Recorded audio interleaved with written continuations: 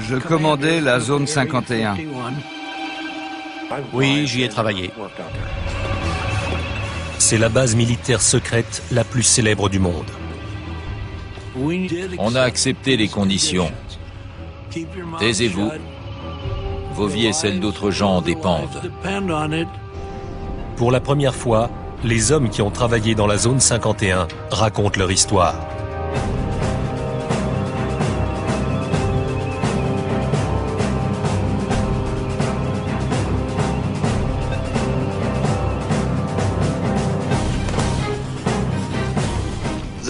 Il y a eu beaucoup de désinformation, mais elle a été alimentée par la curiosité naturelle des gens.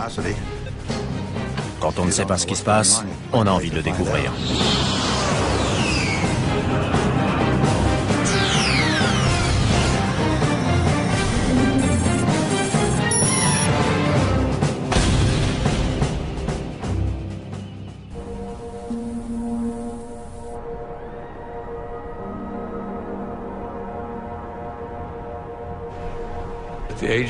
La CIA n'a jamais admis et n'admettra jamais que la zone 51 existe.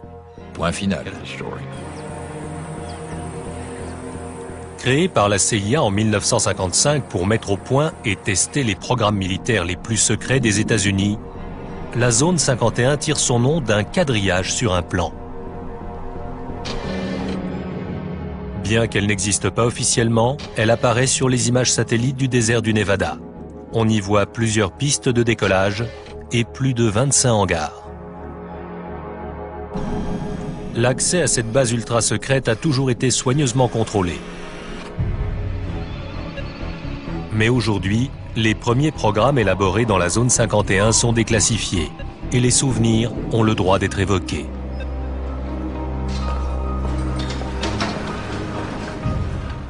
C'était une vraie guerre froide. À l'époque, des bombes nucléaires étaient pointées vers toutes les grandes villes.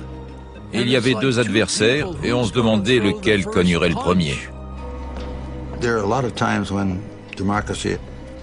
Très souvent, la démocratie doit céder le pas à un contrôle militaire rigoureux afin de permettre au pays de survivre.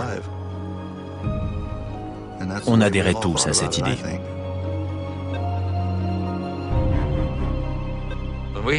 Dans les réunions, on n'avait le droit d'avoir ni papier ni crayon.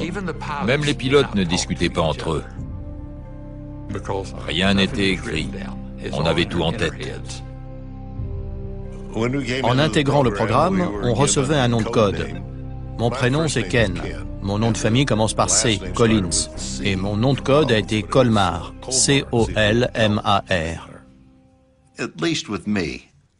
Moi, je ne suis pas du genre curieux. Ça tombait bien en ce qui concernait la partie secrète. Quand je n'ai pas besoin de savoir, je ne pose pas de questions.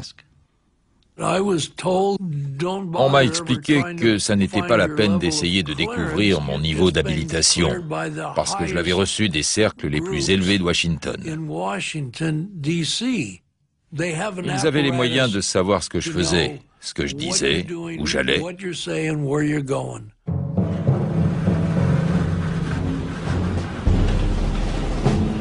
La base est construite autour d'un lac asséché, Groom Lake, un endroit qui offre des avantages évidents.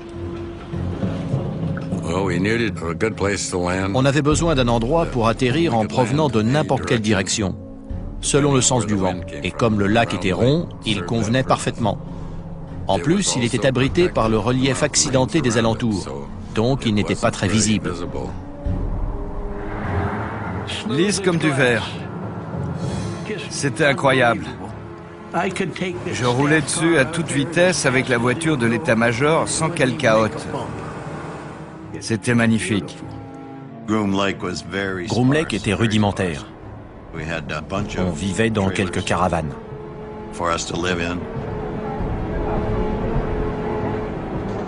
Il y avait un bâtiment polyvalent où on mangeait. Et il n'y avait ni télévision, ni radio. Il n'y avait pas de femmes.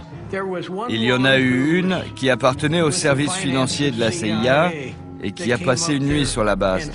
C'est la seule dont j'ai entendu parler. Paradise Ranch a été le premier nom donné à cet endroit. Les autorités pensaient que ça atténuerait son austérité, que ça convaincrait les gens que ça n'était pas aussi terrible que ça en avait l'air.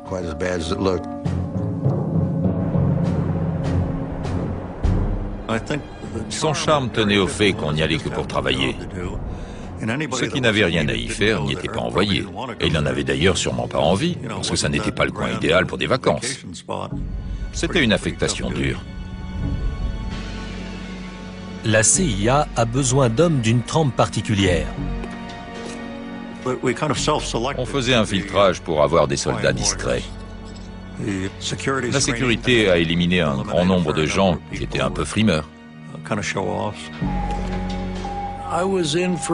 J'allais recevoir ma première habilitation et je suis allé au cinéma pendant que ma femme allait faire des courses avec ma mère.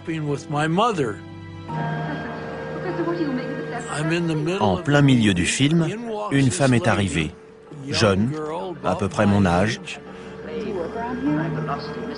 Elle m'a demandé si j'habitais à Las Vegas, depuis combien de temps j'y étais, ce que je faisais comme métier.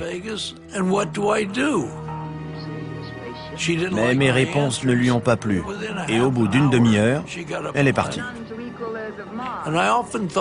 Souvent, je me suis demandé depuis combien de temps elle me suivait, même si elle me suivait. Ou si c'était juste une fille de Las Vegas à la recherche d'un micheton. Je ne le saurais jamais.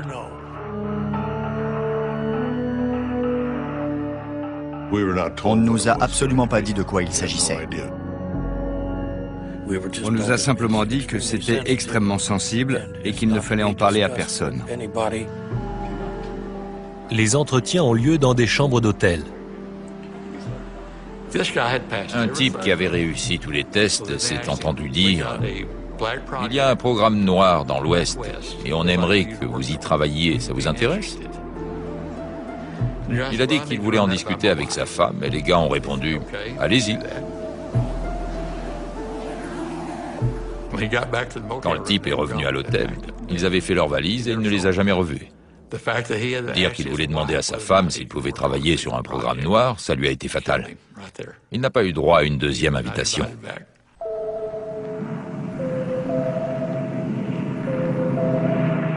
La zone 51 est créée pour un programme classé top secret. Nom de code, Aquaton.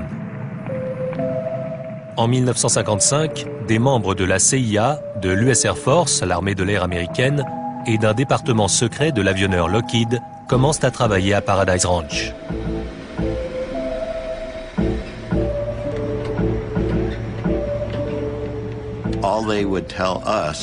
On nous disait simplement qu'on se portait volontaire, sans savoir de quoi il retournait. Beaucoup de gars n'étaient pas partants, mais moi, si. On savait qu'on allait devoir utiliser des combinaisons stratosphériques, donc qu'on volerait en haute altitude.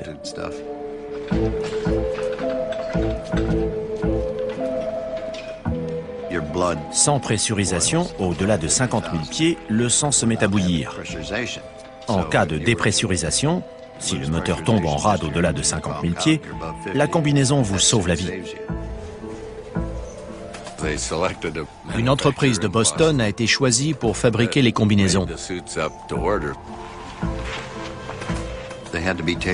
Elles devaient être faites sur mesure, très près du corps. Alors on est allé chez un fabricant de soutien-gorge pour la grande distribution. On faisait un essayage, on rentrait à la maison, on revenait, on refaisait un essayage après fabrication. Et on ne pouvait pas dire qui on était, ni ce qu'on faisait.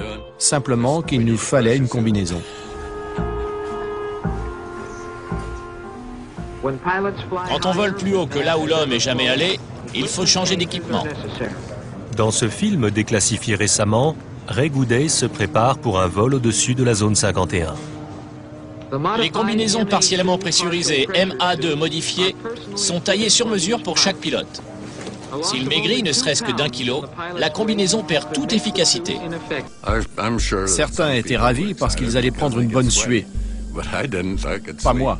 Je préférais dormir, bouquiner ou réfléchir à ce que j'allais faire. Parce que certaines missions n'étaient pas simples.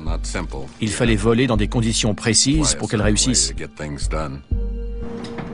Le moindre kilo supplémentaire risque de réduire le plafond de vol de l'U-2. Tout le carburant se trouvait dans les ailes, donc c'était impossible d'empêcher le bout de racler par terre. C'est pour ça que des roulettes les soutenaient jusqu'au moment où les ailes s'éloignaient du sol. À ce moment-là, les roulettes se décrochaient. J'aimais bien décoller et monter en spirale. L'U-2 a une couverture. Officiellement, il s'agit de recherche météorologique. C'était notre couverture. On était un escadron de reconnaissance météo. Si ça n'était pas un avion conventionnel, alors qu'est-ce que c'était? Bien que volant 3 fois plus haut que les avions de ligne de l'époque, l'U-2 est parfois repéré. J'en suis pas sûr, mais je crois que j'ai vu le soleil briller sur une vitre ou sur des hublots d'observation. Au milieu des années 1950, au moment où la guerre froide et la passion des Américains pour les ovnis battent leur plein, Je crois que ça venait de l'espace, mais que c'était amical. les avions argentés sèment parfois la confusion. Ils étaient en aluminium pur et ils avaient l'allure d'une étoile brillante au firmament. Les pilotes ont ordre de tout nier, même auprès des contrôleurs aériens. Des histoires couraient au sujet de trucs qui volaient en altitude. Les contrôleurs appelaient, mais en vain. Ils ne recevaient que des explications évasives. Je rasais la frontière canadienne quand un contrôleur m'a interrogé sur mon altitude. Ses renseignements étaient très précis, mais je lui ai répondu « Non, faites réviser votre matériel. Ce n'est pas mon altitude. » En 1957, ces vols officieux sont à l'origine de la moitié des observations de soi-disant ovnis. Mais ça n'est rien comparé à ce qui s'annonce.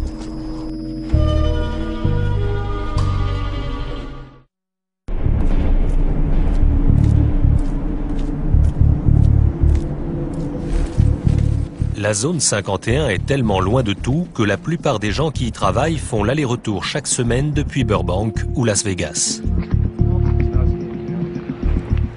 Normalement, ma famille dormait quand je me levais. Le lundi matin, je me levais tôt pour prendre l'avion qui décollait généralement vers 8 heures. On n'a même jamais su quel itinéraire on prenait pour y aller. C'était devenu une blague. Une semaine, on volait avec des bons, l'autre avec des poulets. On ne savait jamais ce qu'il y avait dans la soute de l'avion qu'on prenait. Quand on descendait du Lockheed Constellation, on passait au contrôle qui vérifiait qu'on avait notre insigne, qu'on était bien celui qu'on disait être. C'était la routine, et la sécurité était très efficace. Jim Friedman faisait l'aller-retour quotidiennement. J'avais 3 enfants, mais quand on leur demandait à l'école « Qu'est-ce que fait ton papa ?», je leur disais de répondre que je réparais des téléviseurs. Ma femme était tellement occupée à élever les enfants, à les préparer pour aller à l'école, qu'elle ne s'intéressait pas trop à ce que je faisais. D'autant qu'elle savait que je tripotais beaucoup la télévision.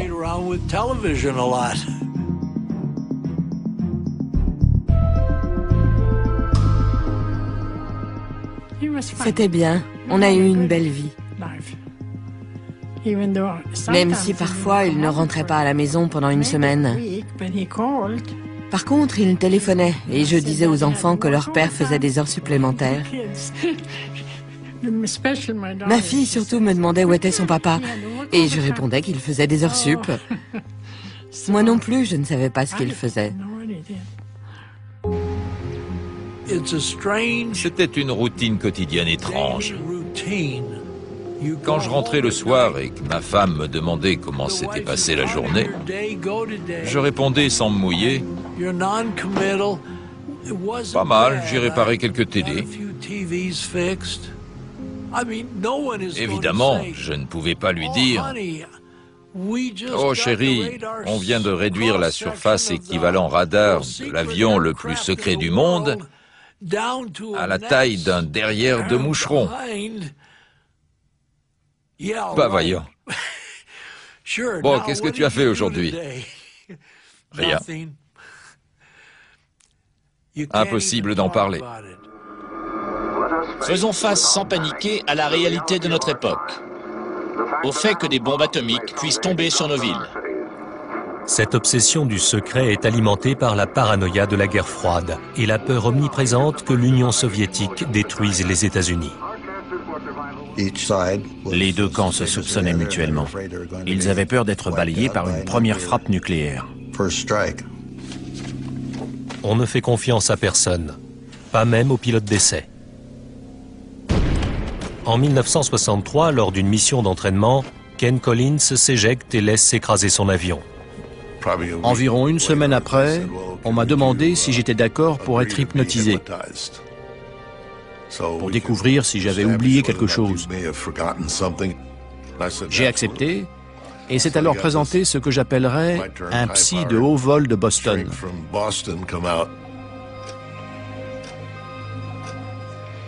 Il n'a pas réussi à m'hypnotiser. Il était assis face à moi, on discutait, je ne bougeais pas, mais ça n'a pas marché.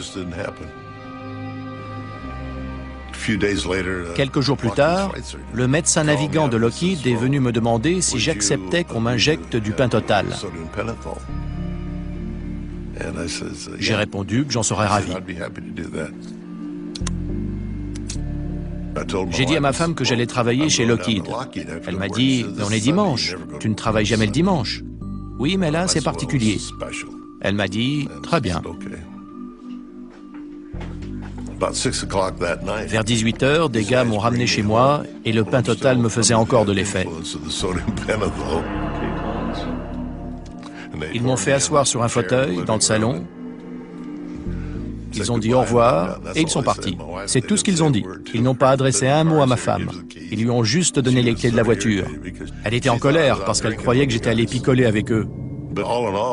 En fin de compte, la conclusion a été que tout ce que j'avais raconté correspondait à ce qui s'était passé.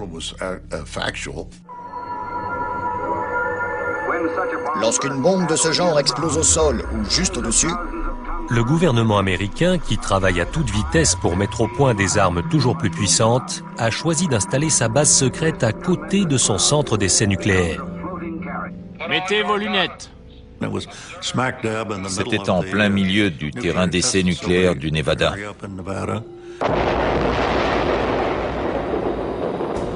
Personne n'avait envie d'y aller.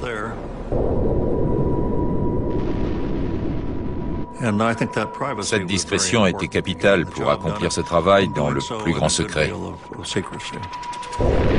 Mais comme plus de 450 explosions nucléaires ont lieu entre 1955 et 1968, l'endroit présente quelques défauts.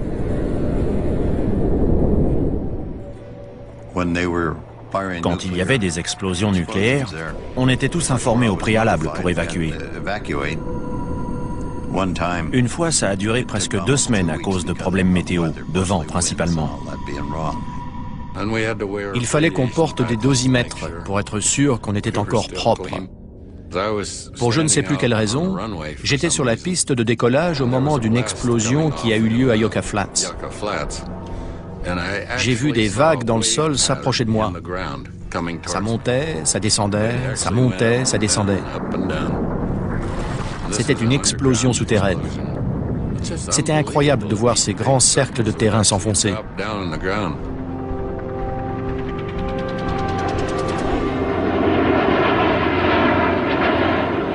En pleine guerre froide, les États-Unis craignent que le programme à l'origine de la création de la zone 51, celui de l'U-2, ne soit à portée des missiles soviétiques.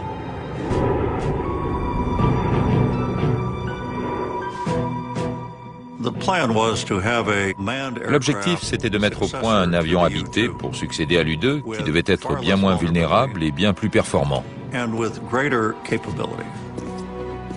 Très peu de gens à la CIA étaient au courant.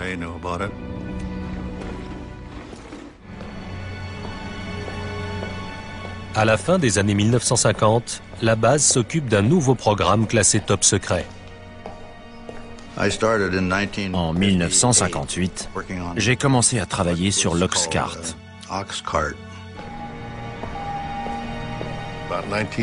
En 1960, on m'a informé que j'avais été sélectionné pour une espèce de programme aérospatial. Il s'agissait d'un avion qu'on a proposé à la CIA, qui devait voler à très haute altitude, environ 100 000 pieds. L'objectif initial, c'était de lui permettre d'aller aussi vite et aussi haut que possible, et de le rendre le moins visible possible au radar. On allait tellement vite que si on était en Californie, qu'on volait nord-sud et qu'on faisait un virage à pleine vitesse à une certaine altitude, on n'arrivait pas à rester au-dessus de cet état. L'avion volait si vite qu'il nous déportait. En pleine guerre froide, les renseignements sont aussi importants que l'armement. Et l'Oxcart est conçu pour être l'espion par excellence. Premier avion furtif de l'histoire, il vole assez vite et assez haut pour prendre de vitesse les missiles. Des milliers de personnes planchent sur sa conception dans les installations de l'avionneur Lockheed à Burbank, en Californie.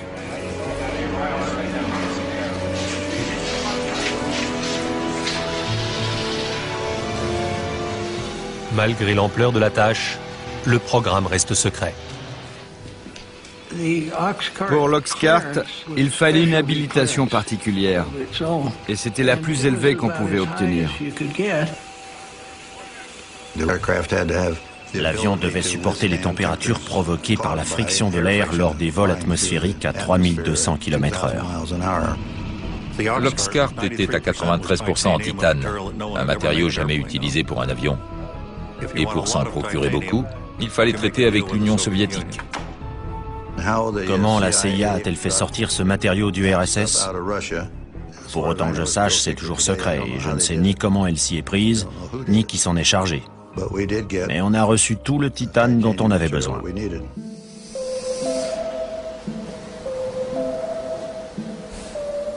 Une fois prêt, le prototype doit être acheminé de la chaîne d'assemblage californienne à la zone 51.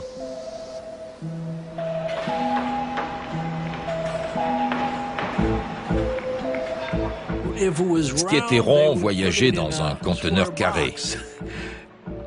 Et ce qui était carré voyageait dans un conteneur rond. Il était trop long, ses ailes étaient trop larges, donc des tronçons ont été détachés et transportés de Burbank à Groom Lake. Comme on n'avait pas envie d'envoyer un convoi exceptionnel très large sur une route fréquentée, on faisait ça en toute discrétion, quand il n'y avait personne. Ça nécessitait de collaborer avec les polices de la route de Californie, du Nevada, la CIA et je ne sais combien d'autres organismes. Et la voie devait être dégagée. Il a fallu couper des arbres et niveler la terre des accotements pour que les conteneurs puissent passer.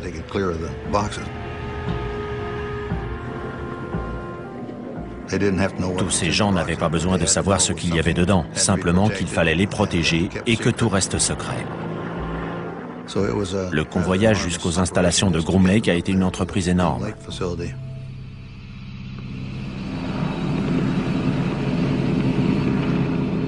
Ken Collins est un des premiers pilotes à découvrir l'Oxcart à la zone 51.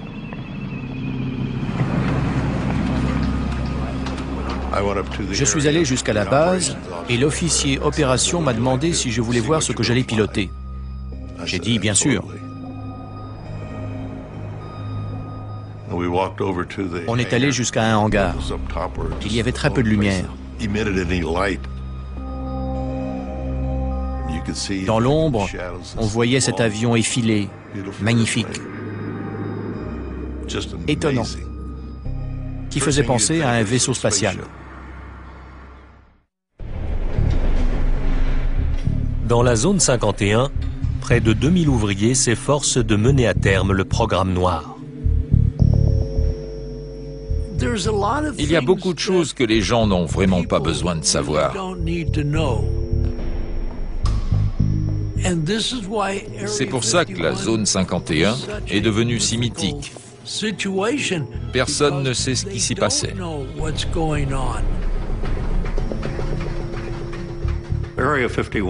La zone 51 n'avait qu'un but, mettre au point l'Oxcart pour qu'il intervienne à l'étranger.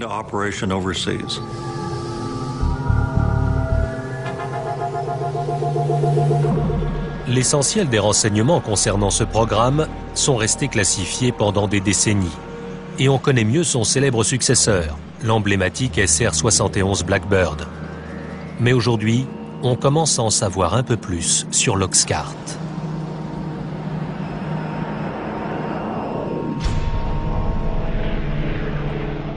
Il a été le premier avion furtif de l'histoire, conçu pour être quasiment invisible aux yeux des radars ennemis.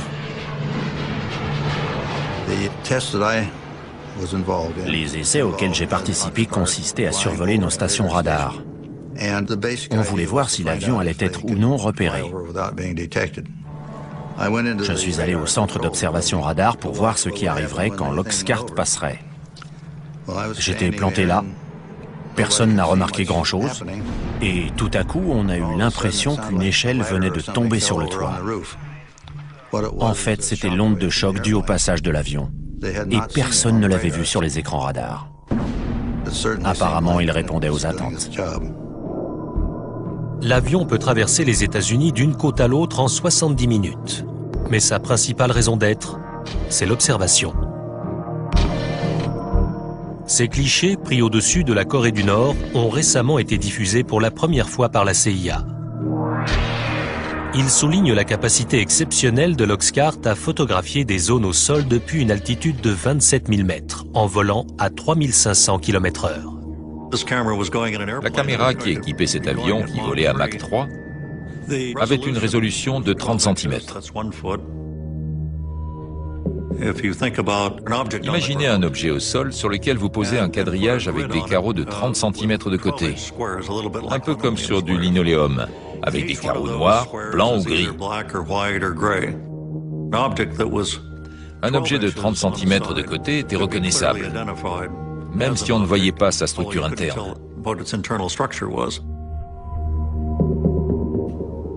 Mais en photo, un char d'assaut couvrait des centaines de carreaux, et il était facile à identifier. Mais au plus fort de la guerre froide, les hommes de la zone 51 ne sont pas les seuls à disposer de caméras efficaces.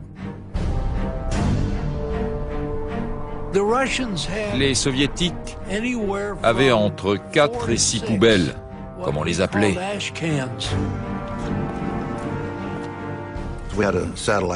On avait un système de surveillance qui nous alertait des heures de passage de ces satellites. Au moment où ils approchaient de la zone 51, on arrêtait tout.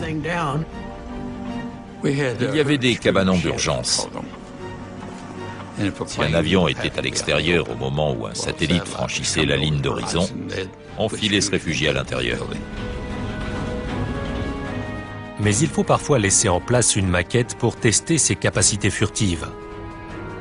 Et les soviétiques espionnant depuis les airs, ça ne va pas sans poser de problème. Quand un avion était sur son pylône, il était très difficile à maquiller à l'attention des satellites. Mais la sécurité a pensé qu'on ne devait pas les laisser l'observer. On n'avait pas d'autre solution que de descendre la maquette de son pylône, de la remiser dans le hangar et de la ressortir.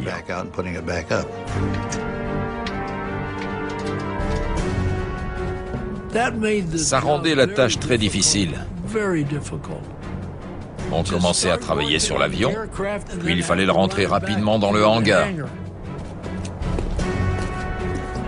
Après, il fallait le ressortir, le rentrer, le ressortir. C'était toute une histoire. Malgré ces efforts, des agents de renseignement découvrent que les soviétiques ont un dessin de la silhouette de l'avion et qu'ils peuvent le détecter. Lors de la plupart des essais effectués en journée, les radiations en provenance du soleil chauffaient tout, sauf les parties à l'ombre. Et quand on laissait la maquette en position pendant une demi-heure, elle projetait une ombre qui pouvait être repérée avec un appareil infrarouge. Bientôt, les hommes de la zone 51 fabriquent donc des leurres à l'attention des soviétiques.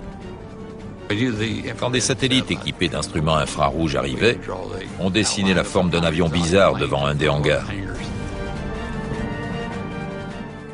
La plupart des silhouettes étaient en carton. Au moment où le satellite arrivait, on mettait des radiateurs à l'arrière pour qu'il y ait une signature infrarouge et faire croire que l'avion venait de se poser. On voulait que l'ennemi croie qu'on avait quelque chose que lui n'avait pas. Et on voulait l'obliger à consacrer beaucoup de temps et d'argent à essayer de découvrir ce que c'était. Des objets fantomatiques apparaissent sur les écrans. D'autres leurres protégeant l'Oxcart alimentent des rumeurs qui vont bon train. Des chasseurs ont passé des heures à suivre ces objets repérés au radar. On a effectué 2850 missions au départ de Groom Lake, dont personne n'a jamais rien su. L'avion n'existait pas. Mais naturellement, en fonction des rayons du soleil, il pouvait être repéré, et les gens disaient alors avoir vu un ovni. Le chef du renseignement de l'US Air Force a confirmé que ces objets ne sont pas des armes secrètes américaines et répète que l'Air Force doit enquêter. À l'époque, l'Air Force travaillait sur le programme Blue Book, consacré aux observations d'ovnis. Quand elle a ouvert son enquête, elle s'est heurtée à un mur du secret. Elle a appris qu'il s'agissait d'une mission secrète, qu'il fallait inventer une histoire bidon et tout oublier. Nous avons reçu et analysé entre 1000 et 2000 comptes rendus.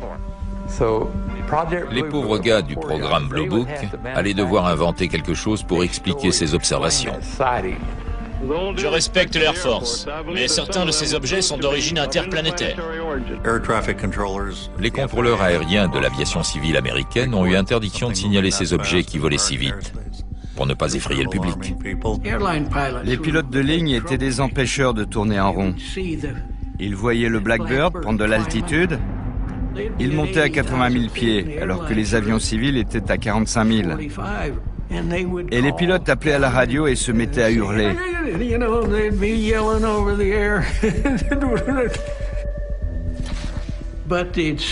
Mais ils le repéraient. Et les passagers le repéraient aussi. Donc le FBI allait les trouver là où ils avaient atterri. Et on leur faisait signer une déclaration les obligeant à ne pas révéler ce qu'ils avaient vu.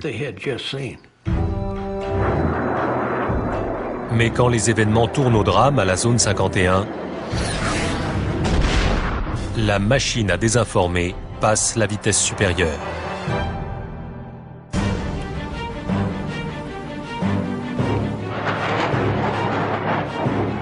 Ce n'est que des dizaines d'années plus tard qu'une mésaventure est finalement révélée. On faisait un essai moteur à basse altitude et à vitesse subsonique, parce qu'on avait du mal à accélérer jusqu'à Mach 3. J'ai pris la direction du nord depuis la zone 51, je suis monté à 25 000 pieds, je suis reparti vers le sud, j'ai rencontré un peu de mauvais temps, et quelque chose n'allait pas. Je perdais de la vitesse, mais l'avion ne le signalait pas. Très vite, le nez s'est levé, l'avion est monté, il s'est retourné et il a commencé à partir en vrille. C'était fichu. Je me suis éjecté et je suis parti vers le bas, puisque je volais à l'envers.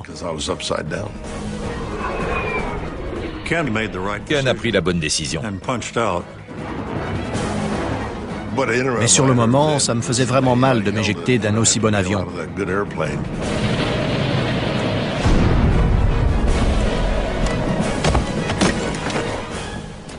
Il a fini près de Wendover dans l'Utah. Une fois au sol, j'ai récupéré ma voile. Je me doutais que j'en aurais besoin. J'allais devoir passer la nuit dehors et elle me servirait de sac de couchage.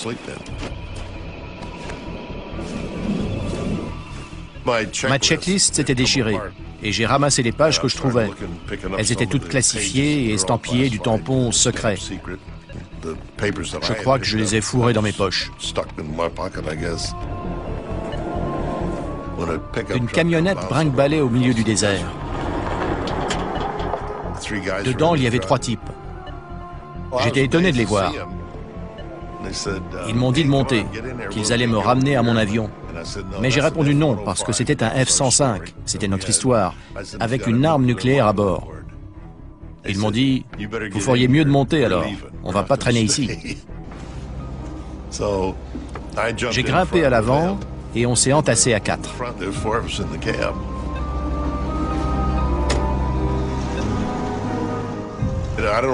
Je ne sais pas où ils seraient allés en cas d'explosion. Vu la distance, ça n'aurait rien changé. Après la mise en garde et le pieux mensonge de Collins, il n'avait sûrement pas envie d'aller voir de près.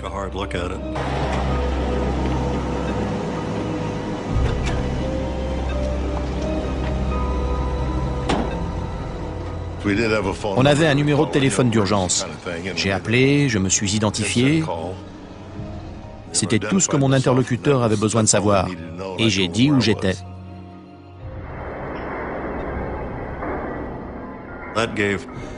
La CIA a eu 2 jours pour récupérer les morceaux de l'épave et tout nettoyer. Sinon, ça aurait viré à la kermesse.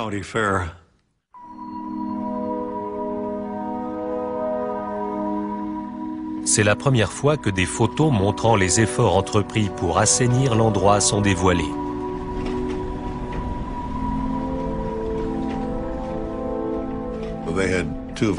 Deux types de la sécurité sont allés sur place. Ils ont sillonné tout le coin à cheval pour vérifier que rien de classifié n'avait été oublié. Entre la version officielle et l'isolement du lieu de l'accident, le nettoyage permet de garder secret l'emplacement du crash. Ça a été décrit comme un accident de F-105. Des avions s'écrasent tout le temps à proximité des bases aériennes. Et l'histoire a été oubliée. Une cinquantaine d'années plus tard, l'historien Peter Merlin a découvert le lieu de l'accident que le gouvernement a essayé de faire oublier. On arrive au champ de débris. Dans le cadre du nettoyage des lieux, les gros morceaux ont été découpés au chalumeau et rapatriés à la zone 51 par avion cargo. L'historien a fouillé le désert en s'appuyant sur des documents déclassifiés. Voici une note de service secrète de la CIA. Toutes les traces de 123 ont été transportées depuis le lieu de l'accident. Mais il reste toujours quelque chose sur le lieu d'un accident. Cette pièce faisait partie de l'aile. A, c'est pour A12, W pour L et 667, c'est le numéro de dessin. Celle-ci vient du poste de pilotage et elle porte le cachet d'inspection. Voilà le cratère laissé par l'impact. Il y a du titane partout. En voilà un gros morceau. Il est épais. Ici, l'arrière du fuselage a percuté le sol. Et de chaque côté, on voit les trous creusés par les moteurs. Il y en a un ici. Je suis au milieu. On observerait la même chose aujourd'hui si un des avions secrets de la zone 51 s'écrasait. Les mêmes mesures de sécurité seraient certainement prises et on nous servirait une histoire bidon.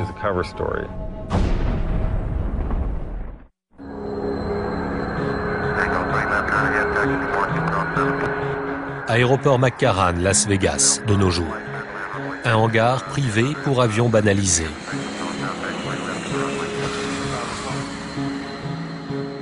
Chaque jour de la semaine, des passagers empruntent la voie des airs pour aller à Groom Lake, comme au temps de l'U-2 et de l'Oxcart.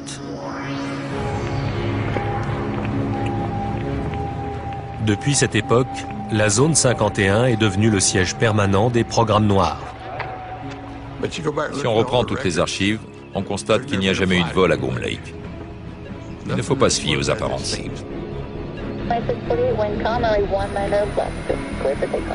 Et le mystère continue. Les fonds secrets alloués chaque année aux forces armées dépassent les 41 milliards d'euros. De toute l'histoire des États-Unis, ils n'ont jamais été aussi élevés. Même ceux qui jadis ont tant sacrifié pour la zone 51 ignorent tout de ce qui s'y trame aujourd'hui. J'aimerais bien savoir ce qu'on y fait, mais je l'ignore. J'ai même entendu dire que la zone 51 était un leurre pour cacher des endroits encore plus secrets. Je ne sais pas, je ne peux pas le confirmer. Je n'en ai aucune idée, mais j'aimerais bien savoir. Et le goût du secret continue d'alimenter les rumeurs. Souvent, on ignore si une situation est vraie ou fausse. Il y a eu beaucoup de désinformation, mais elle a été alimentée par la curiosité naturelle des gens. Quand on ne sait pas ce qui se passe, on a envie de le découvrir. Et les spéculations les plus folles contiennent souvent une once de vérité. On raconte qu'il y a des salles souterraines et des tunnels qui vont jusqu'à Las Vegas. En fait, il n'y a rien de tout ça. Au centre d'essai nucléaire, on s'est effectivement réfugié sous terre, parce qu'en surface, c'était radioactif. Mais pas dans la base. L'autre mythe remonte à ces dernières années. On aurait maîtrisé cette vitesse et cette technologie en faisant de l'ingénierie inverse, avec un vaisseau spatial extraterrestre. C'est une histoire vraie. On a bien fait de l'ingénierie inverse là-bas. Avec un MiG-21 soviétique. On l'a récupéré en 1968. On l'a démonté pour voir comment il avait été fabriqué. On l'a remonté et on l'a fait voler.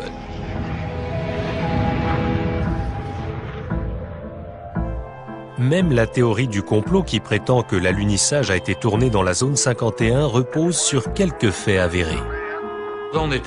Au centre d'essai nucléaire, on a testé la Jeep lunaire qui a été envoyée sur la Lune, tous les équipements de vie. Les astronautes sont venus s'entraîner sur les cratères laissés par les bombes atomiques. C'est sûrement de là que viennent toutes ces histoires.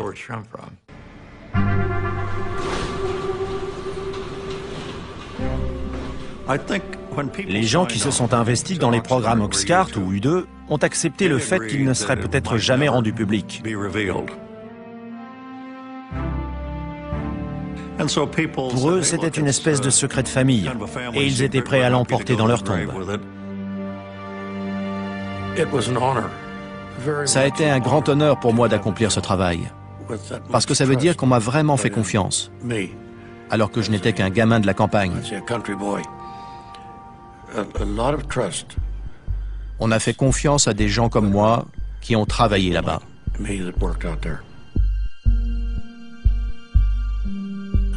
Beaucoup y ont consacré leur vie.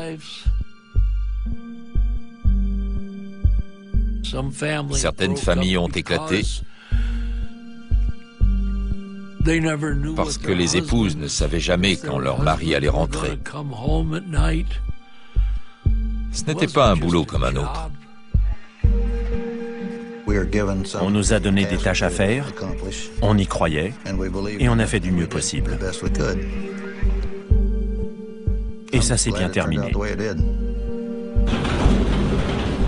Mais lorsqu'on aborde ce qui s'est passé dans la zone 51, la seule chose dont on soit sûr, c'est qu'on ne saura jamais tout. Je ne vous ai dit que 5% de ce qui s'est passé. Je n'ai raconté qu'une partie de l'histoire. Je dois être honnête.